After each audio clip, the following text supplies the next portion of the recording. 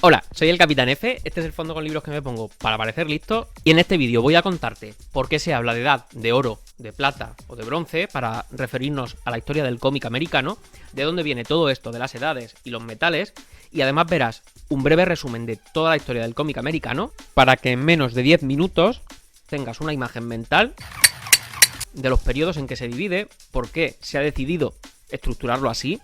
O sea, qué pasó en cada momento para que creamos que hay un cambio de época y acabarás con una panorámica que te permitirá entender cuando oigas hablar de la edad de oro o la edad de plata del cómic, de qué se está hablando. ¡Estupendo! Si te gusta lo que hacemos, suscríbete, dale like y comenta, ya que nos anima muchísimo a seguir subiendo vídeos todas las semanas. ¿De dónde viene esto de las edades? Como casi siempre que queremos ir al origen de algo, acabamos hablando de Grecia. La idea de edades asociadas a los metales viene de la antigüedad clásica, y concretamente de Hesíodo. Hesíodo ya habla de las edades del hombre, la edad de oro, de plata, de bronce o de hierro, como etapas sucesivas de la condición humana. Habla de edades como metáfora, como diciendo que la humanidad está en un punto de evolución concreto, igual que la evolución que tiene una persona por edades, desde la niñez a la vejez. Y los metales tienen un valor también simbólico, ya que fueron percibidos desde hace muchísimo tiempo ya como indicadores de progreso o de riqueza. El oro, el más escaso, representa el de mayor valor, es signo de excelencia, de nobleza. La plata, el bronce o el hierro ya son escalones por debajo. Entonces, en Hesíodo ya tenemos un mito que divide la historia de la humanidad por edades relacionadas con metales. ¿Cómo llega esto a la historia del cómic? En el mundo del cómic, la etiqueta Golden Age, Edad de Oro, aparece retroactivamente, es decir, al mirar al pasado. Del mismo modo que ahora hablamos de la Primera Guerra Mundial, de forma retroactiva, pero los que la vivieron, pues no decían qué bien, ya ha acabado la Primera Guerra Mundial. Todas esas nomenclaturas siempre vienen después, cuando queremos contar la historia de algo y dividirla y ponerle nombre a diferentes etapas. Ciertos términos, en concreto Edad de Oro y Edad de Plata, han adquirido validez histórica al haberse utilizado durante años. De hecho, según el historiador de fanzines Bill Shelley, el primer uso de la expresión Edad de Oro en referencia a los cómics de la década de 1940 fue por Richard Lupov en un artículo titulado Rebirth en Comic Art número 1, en abril de 1960. El origen del uso de Edad de Plata es más incierto, pero se popularizó tiempo después, hacia mediados de los 60. Vamos ahora, por último, a ver los diferentes periodos en los que podemos dividir la historia del cómic americano. Voy a enseñaros cuál es el modo más común y más aceptado de dividir esta historia. Y para ello hay que empezar con la Edad de Platino. Esta se sitúa entre finales del siglo XIX y 1938. ¿Cuál es el criterio para coger este periodo y ponerle este nombre? Bueno, pues la aparición y consolidación de la tira cómica en la prensa y sus primeras recopilaciones en comic books, como por ejemplo The Yellow Kid y las primeras revistas que recopilaban tiras de cómics. Se considera que es la protoindustria del cómic antes del fenómeno masivo que sería el superhéroe. Luego tenemos la que habréis oído seguramente muchas veces, la Edad de Oro del cómic americano, y esta se ubica entre 1938 y mediados de los 50. El hecho súper importante que supone el pistoletazo de salida de esta Edad de Oro es la aparición de Action Comics número 1 en 1938. Aquí nace el superhéroe comercial Superman, que convierte los comic books en un producto masivo, y que supone un antes y un después.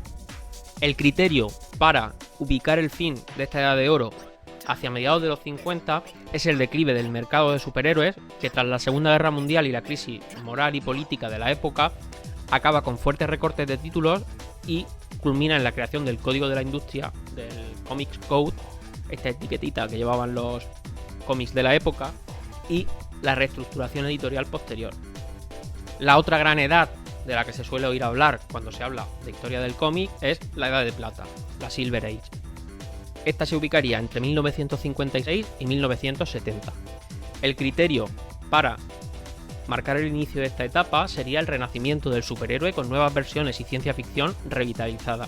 Un punto convencional de arranque suele ser Showcase número 4 de 1956, que introduce la versión moderna de Flash, el de Barry Allen, y marca la renovación creativa y temática de DC y luego, posteriormente, de Marvel.